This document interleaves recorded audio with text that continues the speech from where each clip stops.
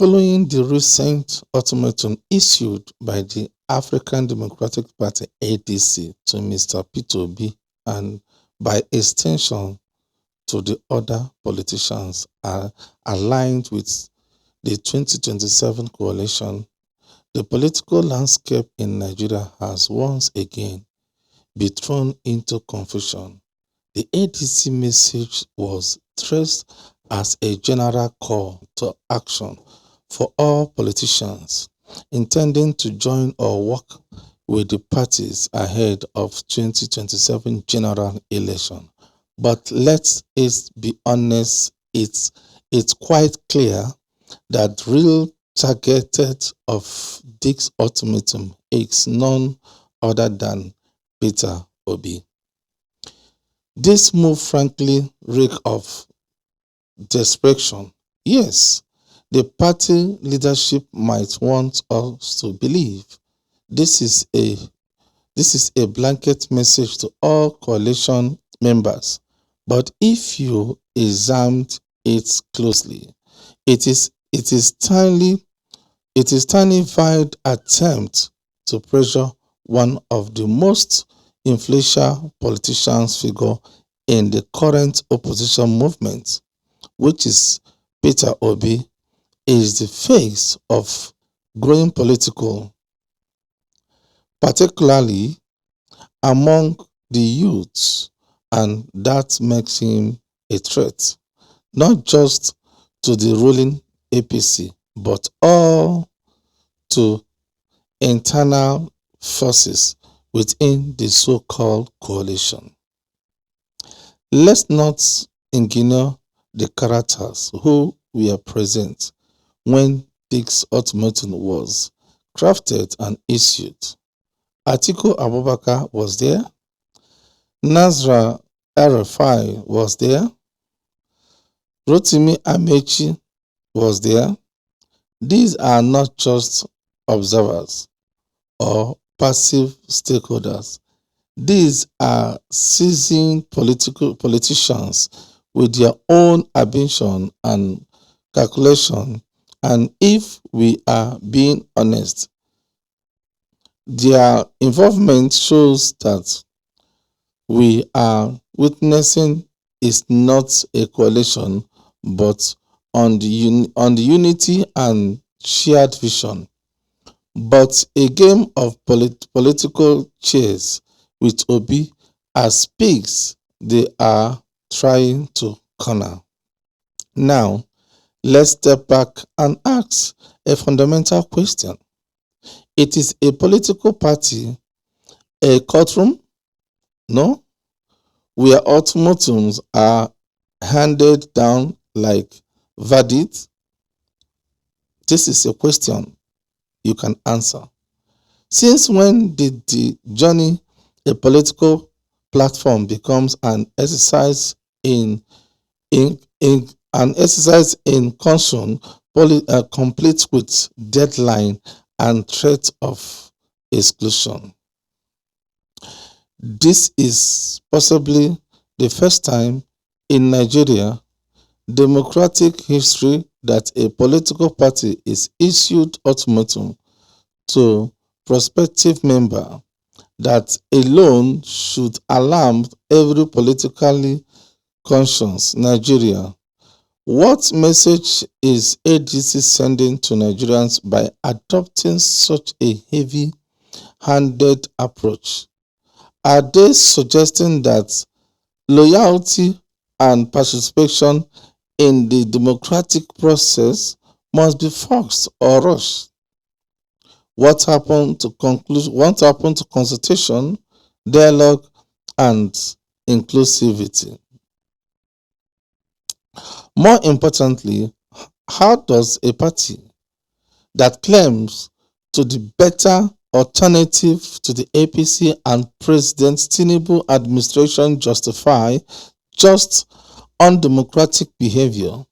If ADC is truly the party of reform, as wants Nigerians to believe, then this is not worst way to demonstrate it. Let's be clear, issuing an ultimatum to Peter Obi, someone who holds a strong moral and political stance with millions of supporters who sees him as a symbol of hope.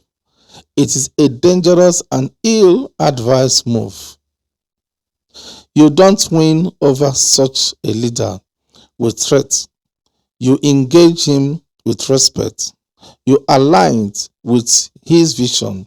You show that your party is structurally and morally ready to carry the burden of transformation.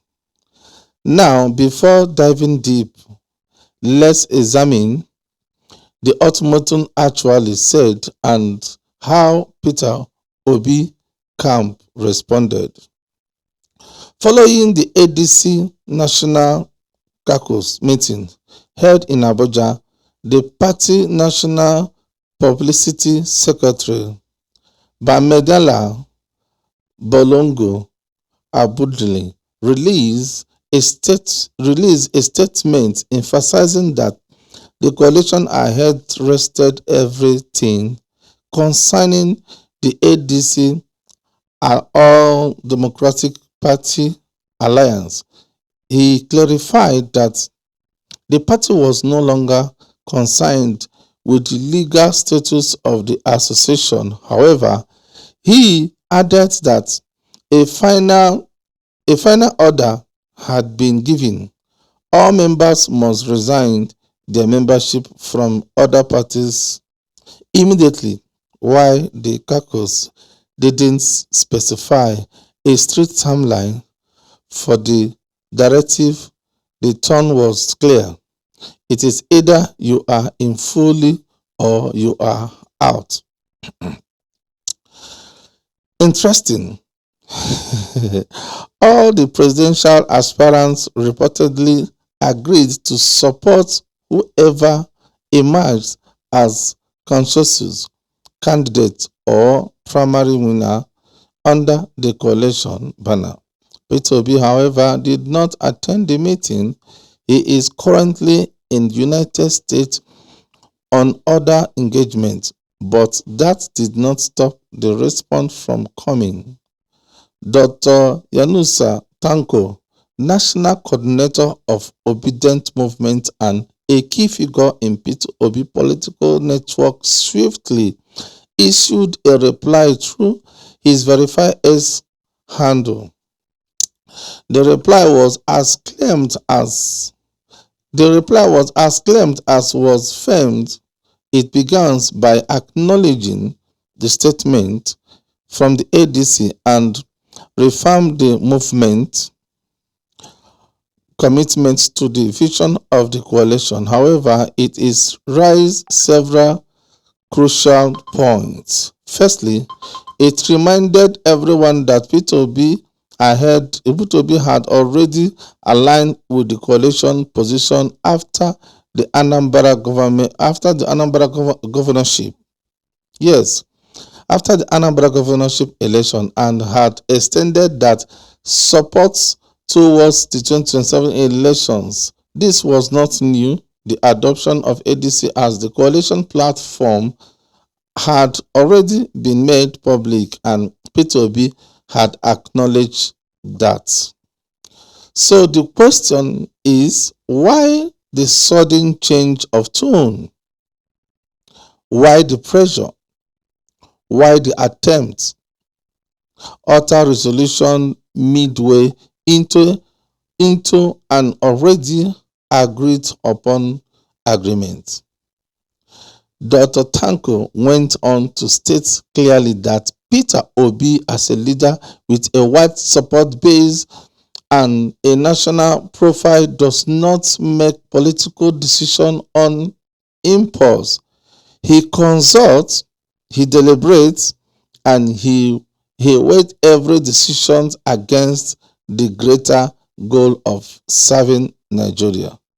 This is not a man chasing power or for power seeking, and this is the ADC miscalculating. Unlike many career politicians, Peter Obi is not desperate to be president.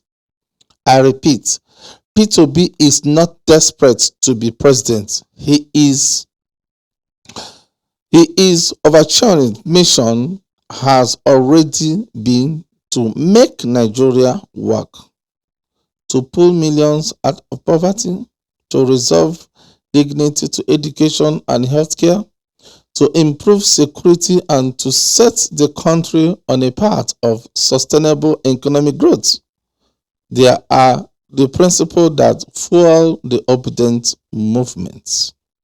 Therefore, it makes sense that Obi would take his time to evaluate the internal zoning structure of the ADC. The presidency is currently held by the South, so how does the party intend to handle its zoning from in a way that reflects equity and national fairness? That is true. There is no just internal matters, they have national consequences. If the ADC want to win the trust of Nigerians in 2027, it must begin by ensuring that justice and inclusively are not just slogans, but embedded in the political DNA. How will they zone their principal office within the coalition? Who decide or what basis? These are the structural questions the obedience movement wants clarity on. He moved on to say, let's be real, even a political novice can see through the desperation at play here. The timing of the ultimatum, the figure involved, and the narrative being pushed all points to one thing: P2B is being paused in, and some within coalition, possibly Atiku Abubakar, are attempting to achieve through internal what they could not achieve at the ballot box in 2023. But here is the winning shot. The Nigerian public is watching. The obedient movement is alert. You cannot bully your way into credibility. If ADC truly wants to be the alternative, then it must act like one. Conscientious, rushing decision and political power plays only shows that the party is not ready for leadership on a national scale. In conclusion, ADC should abandon the path of ultimatum and embrace the path of dialogue and strategy. Peter Obi has not said he won't work with them. He is simply saying, let's do things the right way, not desperate way.